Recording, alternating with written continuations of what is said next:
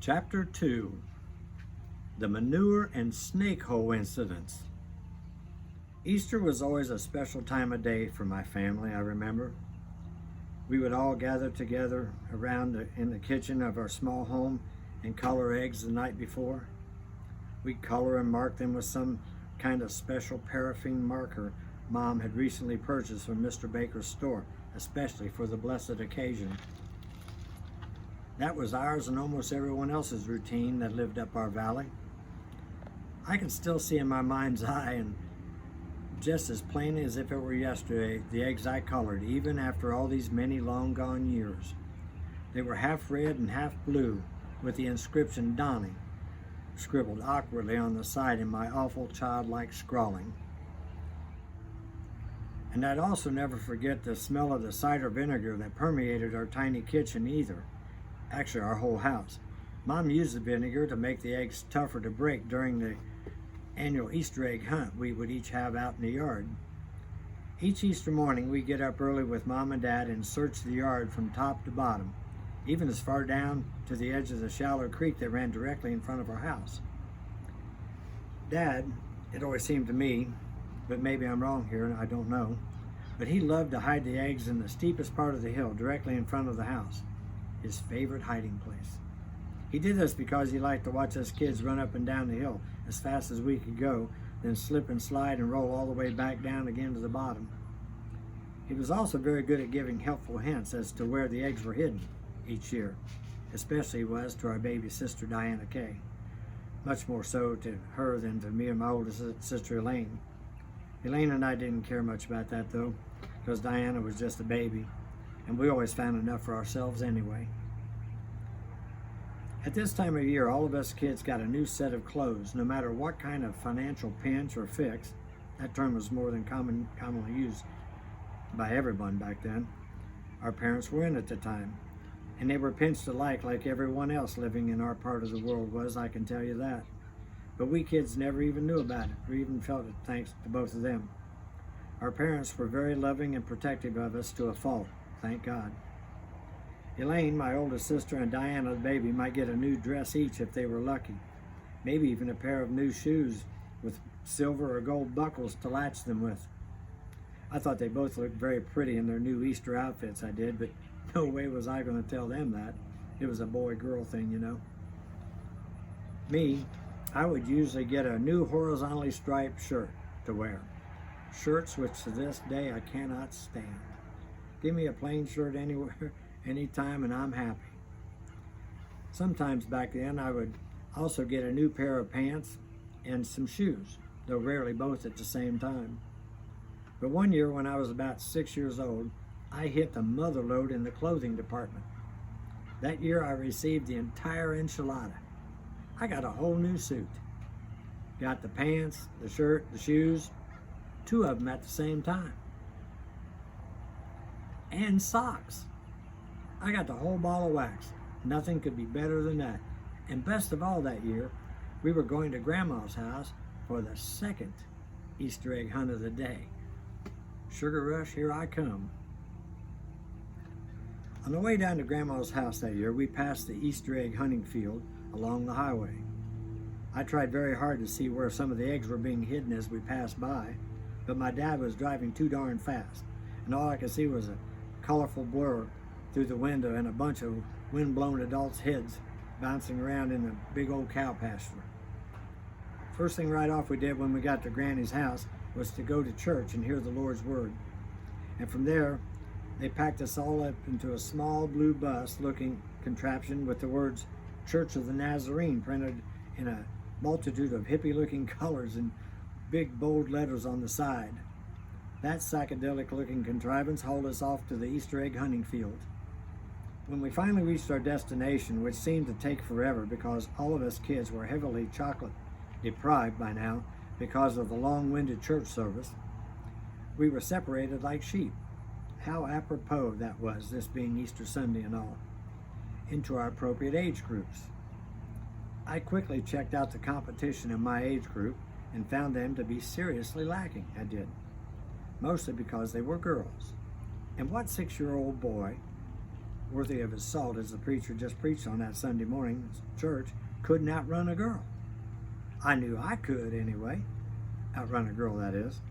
Especially if I get a sneak's head start away from the pack there at the starting line and take off running before the gun sounded, which I planned to do and did. Quickly before the starter's gun sounded to let us go, just like I said I would do, I took about 5 steps straight ahead to the top of the hill and was starting down that long, steep slope all by myself when I stepped in what was probably the largest and freshest cow patty in the entire 20-acre field. Maybe even the entire world. Drat. Those were supposed to have been picked up and destroyed before the hunt began. But of course, with my luck, wouldn't you know it, I found the one they overlooked. Automatically, after stepping in that putrid brown muck, my right arm went up in a desperate but futile attempt to rectify the situation. But now it was the law of gravity, or should I say here, the law of slippery, that took over at the controls. That awful cow slop slipped up and over my right new shoe, completely filling it. Then it continued at warp speed or better up my right pant leg to my brand new corduroy trousers.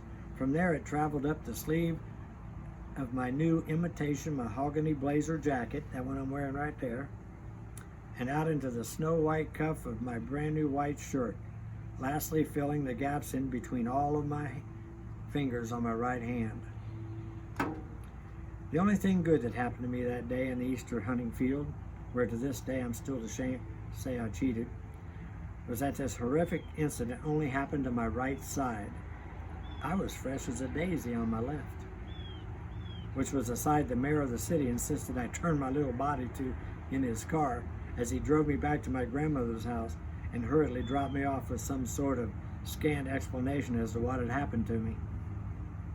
I'm almost positive, though, even after all these years, that I saw him driving down the road, throwing his head back and laughing hysterically, pounding both of his fists on the steering wheel at the same time as he headed back to the hunt with a new cow manure story to tell the guys down at the local barber shop and gossip parlor. Later that same day, my mom cleaned me up the best she could. I remember my right pant leg smelling really badly and as stiff as a board for the rest of the day. My favorite cousin Tony came down to Grandma's house to play from the top of the hill where he lived with 8 other brothers and just 1 sister. A baseball team of boys with a cute little live-in cheerleader all living in the same house. That's exactly what it was. "Oh my gosh!" Cousin Tony cried out while fearfully peering down a 2-inch wide small hole in the backyard of her granny's house. "Those things are going to get Granny!" he cried. "What things?" I asked, being totally in awe of Tony, a boy who wasn't afraid of anything on the planet as far as I was concerned, but obviously he was now, afraid of something, that is. If Tony was afraid of whatever it was he was looking down at in the hole, then it was probably going to scare the living bejeebies out of a fraidy cat like me. "Snakes!" he cried out, finally letting me know what those things were. "Millions of them," he said, "crawling around on top of each other. We got to do something, Donnie. We got to kill them," he says, hiking up his tattered Levi's with the backs of both of his hands pressed to his side like a 6-year-old bad boy or cowboy or Huckleberry Finn, maybe. "You got any money on you?" Tony looks at me and asks, hungry look in his eyes. "I got a quarter and a penny," I answered. "You got any yourself?" I asked him right back. "Nope, got nothing. Got to use what you got, I reckon. Let's go up to Daddy Williams' gas station and get some gas." "That'll do what we got to do, I reckon." Tony was always reckoning.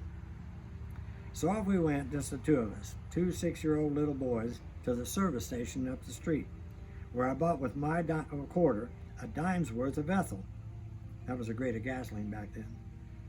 That they put in a glass jug for us to carry off, and they didn't give a hoot or a hang to where either, not once they got a hold of the money, they didn't anyway. "I'll soak 'em," I say to Tony, who's now standing there gazing awkwardly down the hole, totally fascinated, almost to the point of being mesmerized by the writhing balls of killers. "No, you won't," Tony shouted at me. "I saw him first, Donnie. I'll do it. I'll save Grandma." "But It was my dime, I whined out in outrageous protest, setting the jug down on the ground, the fumes of which were now making me feel very nauseous, dizzy as heck. Back off, Donnie, I'm warning you, he threatened, pushing me away, causing me to tumble down backwards there under the cherry tree. Then he reached down and picked up the jug and poured the entire contents, the whole 10 cents worth, straight down the hole and stood straddle-legged over top of it. Crossed his arms like this, like Hercules, grinning his best Tony Award-winning grin from ear to ear. Every shiny red freckle on his round little face was lit up with unbridled anticipation and munificent expectation of the soon-to-be grand outcome of this new and totally unexpected adventure of ours this Easter Sunday afternoon. He could barely contain himself at the thought of the glee he was soon about to receive. I get to light the match then, I said, scrambling up to my knees. At least I should be able to do that, since it was my money that bought the gas in the first place, you know. But once again, Tony pushed me down, only playfully this time. Then he turned and looked down at the hole at the gasoline-soaked, squirming mass of vipers for the last and final time. Or so he thought. Quickly, before I could get up from where he pushed me, Tony struck one of the wooden matches we brought along with us from the service station and dropped it smack dab down into the middle of that little hole. But it wouldn't remain little for long. It wouldn't. The hole, I mean. It wouldn't, because the blast that immediately followed after the lit match touched the gas fumes in the hole was so terribly and horrendously loud that everyone in the house, busy playing poker here at Grandma's on Easter Sunday, came running out to see what the blazes was going on. And there were blazes, too. No pun intended. Especially one really big, long flash of one. That was a real fun part of the entire day for me so far. That one was.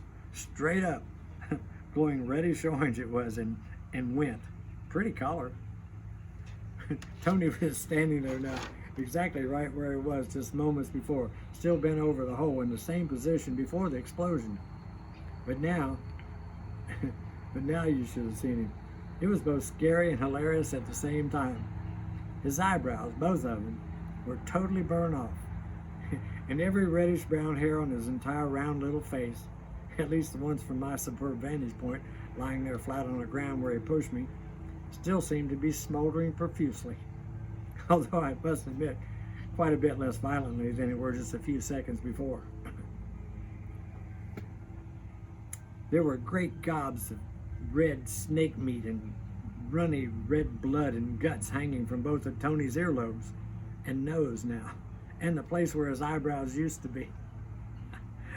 I wasn't hurt a lick myself, though, thanks to good old lovable Tony. Lovable, huggable Tony. Not even the least little bit. If you remember, he knocked down flat on the ground just moments before he set off this massive display of fireworks. What a magnificent conflagration. Tony ought to think about going into show business or pyrotechnics or maybe even demolition. I believe he'd do rather quite well at that. I am truly thankful, though, that my favorite cousin, on my mom's side of the family that is, wasn't hurt too badly. He wasn't hurt too badly either in this little misadventure of ours that faithful Sunday day. He only had some minor superficial first-degree burns that our granny fixed up good and proper like by painting his entire face with a stick of Indian Lakes 100% butter. Old Tony was truly very lucky that day, or more likely than that, he was being watched over by a higher power. At least that's what I like to think here anyway. Thankfully, the blood and guts that we were all standing there looking at now, and covering almost his whole entire frail 6-year-old frame, belonged to the snakes. Snakes, we found out later, were nothing more than a harmless lot of green garden snakes. But they weren't harmless to us, not to us 2 6-year-old little boys who would do anything it took to protect their dear, sweet granny. Psalms 18, verse 8. There went up a smoke out of his nostrils, and fire out of his mouth devoured. Coals were kindled by it.